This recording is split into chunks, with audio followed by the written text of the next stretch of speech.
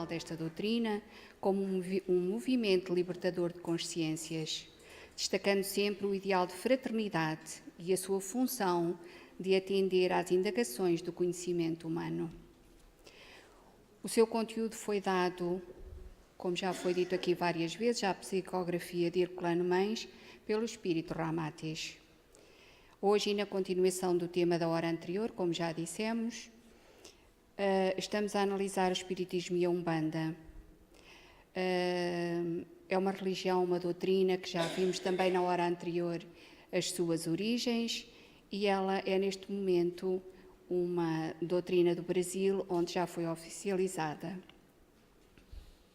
Formada por elementos de outras correntes religiosas, como já foi dito, entre elas o catolicismo, e com bases na própria cultura indígena e nas crenças primárias africanas levadas para o Brasil pelos escravos.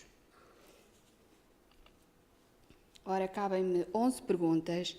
Vou ler na íntegra apenas algumas respostas, resumindo parte de outras por serem um pouco extensas. Então, e a primeira pergunta é: qual é o motivo da aprovação da Umbanda pelo alto quando já se fazia o advento do Espiritismo? Então, quando estava para chegar já ao Espiritismo? A Umbanda no Brasil é consequência de uma lei religiosa muito natural, a evolução moral. Prevendo a decadência do catolicismo pelos seus dogmas envelhecidos, o advento libertador e mentalista do Espiritismo e o consequente progresso científico do mundo, os mestres espirituais elaboraram o esquema de uma doutrina religiosa capaz de aproveitar as sementes boas da Igreja Católica, incluindo os seus postulados, o estudo da reencarnação e lei do karma. Assim, foi delineada a doutrina que se conhece por Umbanda, despida de preconceitos racistas pela sua origem africana, no sentido de agrupar em sua atividade escravos, senhores, pretos, brancos, nativos, exilados, imigrantes, descendentes de todos os povos do mundo sediados no solo brasileiro. Então, vemos que esta doutrina tem o seu lugar muito próprio, porque também ela recebeu do Cristo a outorga, a aprovação para o serviço no bem. E ela vai ao mesmo tempo ao encontro da religiosidade do povo brasileiro. A segunda pergunta: caso a Igreja Católica Romana admitisse francamente a reencarnação e a lei de karma, e também o intercâmbio com os desencarnados, ela continuaria a atender os seus objetivos religiosos? Sem dúvida, se o clero romano tivesse aderido incondicionalmente à fórmula sadia e racional da reencarnação, ao estudo da lei de karma e ao intercâmbio com os espíritos, não haveria necessidade de outra religião no Brasil. Mas o sacerdócio organizado ainda subestima as descobertas científicas do século atómico, continuando a pregar a gênese infantil do mundo, as lendas e os milagres narrados pela Bíblia, embora o céu se inunde de foguetes e aviões a jato.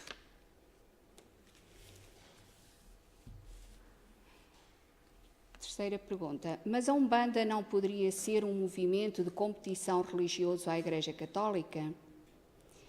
Inegavelmente, através da dignidade e do sentimento amoroso de muitos sacerdotes, o catolicismo tem prodigalizado imensos benefícios ao povo brasileiro e enaltecido a figura de Jesus no tempo e no espaço.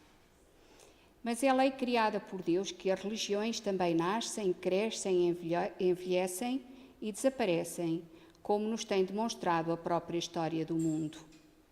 À medida que elas vão perdendo a sua autonomia sobre os fiéis, obstinadas em ensinar os mesmos postulados infantis e supersticiosos de vários séculos atrás, também vão sendo substituídas por outros credos ou movimentos espiritualistas que melhor se ajustam ao progresso científico do mundo e da humanidade.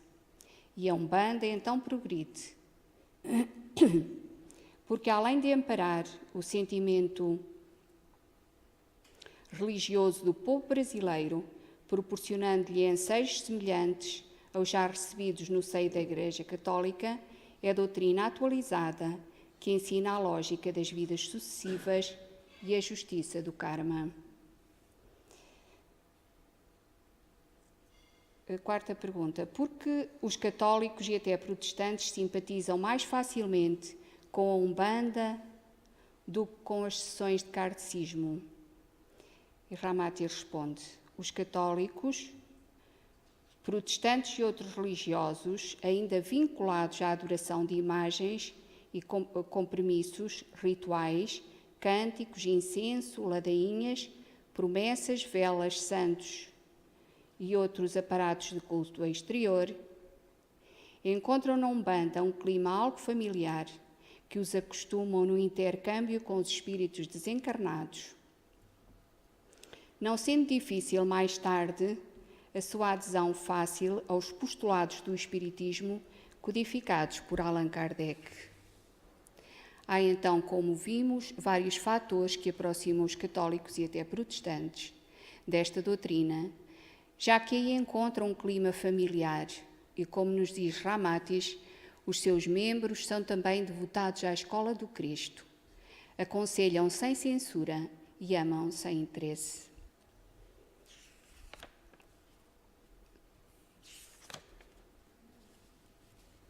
Quinta pergunta. Achamos que a Umbanda, firmada no primarismo dos cultos africanos, não poderá oferecer ao povo o aspecto da arte, higiene e cultura de uma religião afidalgada, como o catolicismo.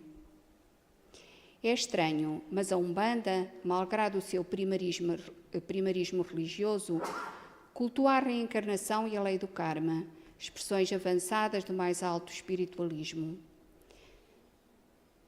Embora louvando as realizações meritórias da Igreja Católica, embelezando o panorama do mundo através de inúmeras obras de arte, infelizmente, ela estacionou, não acompanhando a dinâmica do esclarecimento espiritual aos seus crentes, resultando então o advento de outros movimentos espiritualistas inteligentes e atualizados, que saciam a sede de indagações do homem moderno. A Umbanda, pouco a pouco, oferece aos seus prosélitos, portanto, são aqueles que abraçaram outra religião, as práticas religiosas semelhantes às da Igreja Católica e ministra-lhe os conhecimentos de doutrinas evoluídas, como o Espiritismo, o Esoterismo, a Teosofia, Rosa Cruz e Yoga. Portanto, apesar do culto primário desta religião, ela vai evoluindo através do mediunismo e na busca da união divina pelo desprendimento da matéria, despertando os indiferentes e os céticos.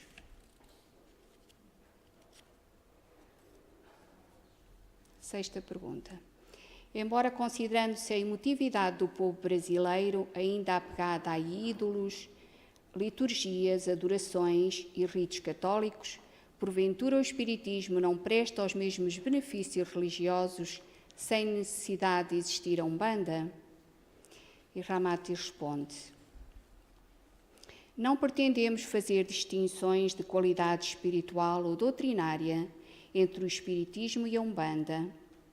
Porém, assinalamos que os crentes de outras religiões acomodam-se facilmente nos terreiros, porque ali encontram um sucedâneo para expressar a sua emotividade religiosa e ainda logrando soluções caridosas para os seus males físicos e desditas morais.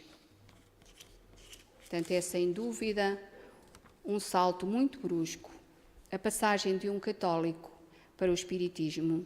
Na Umbanda, ele se consegue familiarizar com o conteúdo desta doutrina entre santos e rituais, de uma forma bem mais simpática. Nova pergunta. A maioria dos espíritas assegura que na Umbanda só baixam espíritos inferiores, ainda presos às superstições e práticas pagãs. Que dizeis?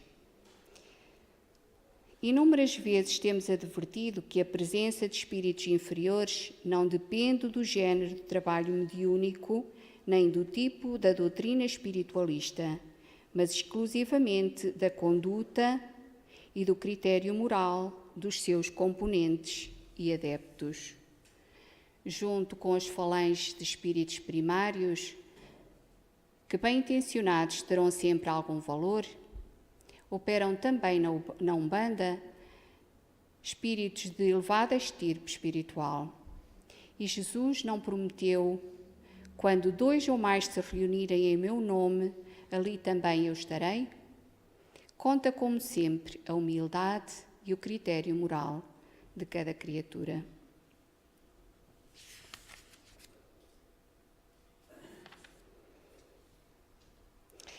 Os espíritas criticam a Umbanda porque é doutrina demasiadamente apegada aos fenómenos da vida material. Que dizeis? Não há dúvida. A Umbanda ainda é um culto feticista, porque exerce a sua ação mais propriamente no aproveitamento das forças da natureza, onde os magos negros também exploram a sua energia para práticas malignas.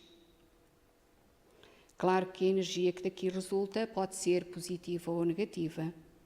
Os próprios espíritas não ignoram que no mundo invisível existem servidores do Criador em todos os planos da natureza, conhecidos pelos teósofos como elementais ou entidades primárias. Essas falanges primitivas do mundo oculto também são comandadas por seres poderosos e que podem interferir vigorosamente nos fenómenos da própria vida física. As lendas decalcadas do folclore de todas as raças terrenas têm mencionado a existência desses espíritos poderosos, como gênios, fadas, gigantes ou criaturas fabulosas que dominam o vento, a chuva, o trovão, o raio ou o oceano. E é sem dúvida esta doutrina apegada aos fenómenos materiais, porque é baseada nas forças da natureza. Sem o arsenal, sem a quantidade de substâncias e objetos que lhe constitui o culto religioso e que faz a ligação com os espíritos primários da natureza, ela não seria Umbanda, seria outra religião. 9ª pergunta. Que representa esse arsenal de culto religioso da Umbanda? O arsenal a que nos referimos varia a sua nomenclatura e quantidade, conforme o próprio grau evolutivo dos adeptos dos vários terreiros. Assim como a natureza do trabalho a ser feito e o tipo de linhas ou falanges no intercâmbio mediúnico. Mas, em geral, no culto fetichista da Umbanda, aos elementos da natureza, além de ritos e cerimónias da praxe, festividades de Ogum, Iemanjá ou Xangô, despachos à beira dos rios, do mar, nos campos e nas matas, banhos de descarga com ervas odorantes e limpa-corpo, de fumadouros, pontos cantados e riscados, ainda se usa uma série de objetos e coisas que firmam os preceitos da magia africana tradicional. São altares, imagens de santos católicos, pembas, ponteiros, fundanga, velas, charutos, pitos de barro, guias, patuás, talismãs, enfeites e as principais bebidas, como marafa, sangue de Cristo, marambaia, água de açúcar, branco de anjo e, ultimamente, a lágrima de Iemanjá e espuma do mar, conforme a linguagem pitoresca dos pais de terreiro. Sem dúvida, há terreiros onde medra o exagero dos objetos e práticas fetichistas, que não têm significado algum no campo da magia africana, mais por culpa da ignorância ou vaidade dos cavalos e combonos. Cavalos são os médiuns, nesta religião, e Cambonos são os elementos que fazem a ligação entre as entidades e os pacientes.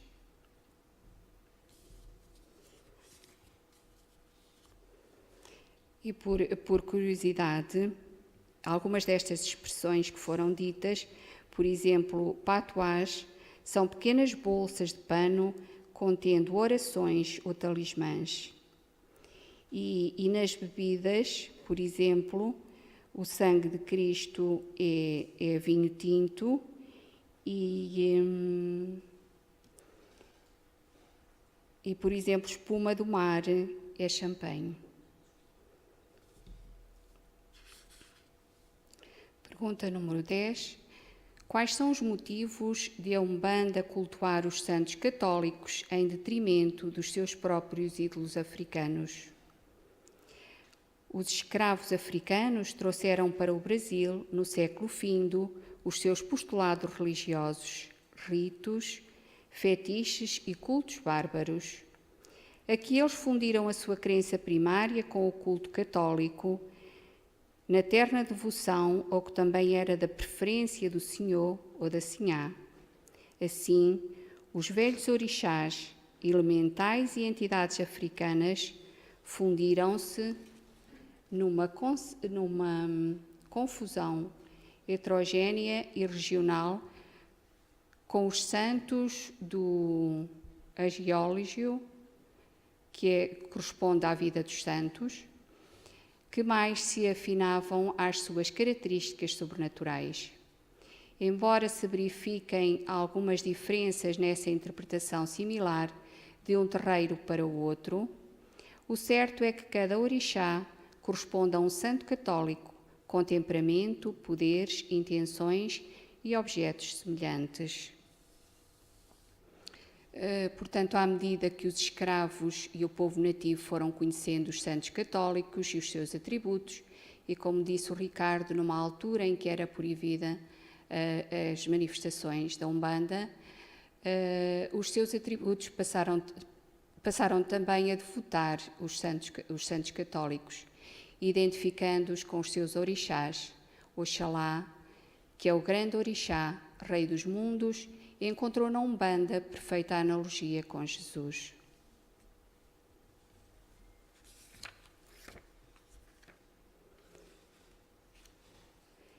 E por último, a pergunta: os umbandistas alegam que a sua doutrina é baseada essencialmente na magia. Que dizeis? E Ramati responde: isso é evidente, pois qual é a raça ou o povo que não revelou a tendência natural para a magia? A magia, portanto, não é uma entidade definida, mas uma ciência ou arte de empregar conscientemente os poderes invisíveis e obter resultados no campo da vida material. E como a eficiência e o êxito da magia dependem muitíssimo da vontade, do amor e principalmente da imaginação humana, cada raça ou povo ajusta o ritmo ou desenvolvimento mágico à sua idiosincrasia, portanto, à maneira de ser de cada um, seus costumes e conhecimentos, suas lendas e manifestações religiosas. A magia está adstrita à botânica, aos minerais e até aos animais, conjugados aos efeitos do magnetismo astrológico, à energia da água corrente dos rios e dos mares, à força vitalizante e higienizadora do sol, combinada ainda aos efeitos hipnóticos ou excitantes dos raios lunares. Tudo isso funde-se no cadinho das raças ou dos povos cujos magos estudam séculos e séculos todas as manifestações da vida em torno do seu povo e do ambiente onde vivem. Eles procuram eliminar escórias, tolices e infantilidades no esquema dinâmico da magia, mas conservando a direção dos impulsos estimulantes das forças da natureza. E Ramatis ainda nos diz que estes processos de magia são mais fortes e dinâmicos quanto mais puros são os costumes e os conhecimentos de um determinado povo ou raça, e que o aproveitamento destas forças ocultas da natureza exige, como em qualquer outra coisa, um grande e perfeito conhecimento, como não podia de facto deixar de ser. Depois, o que daí resulta será manipulado para o bem ou para o mal. Então agradecemos a Ramatis e a Herculano Mães o conhecimento que nos trouxeram e a Jesus pela oportunidade de aqui estarmos aprendendo sempre. Obrigada pela vossa atenção.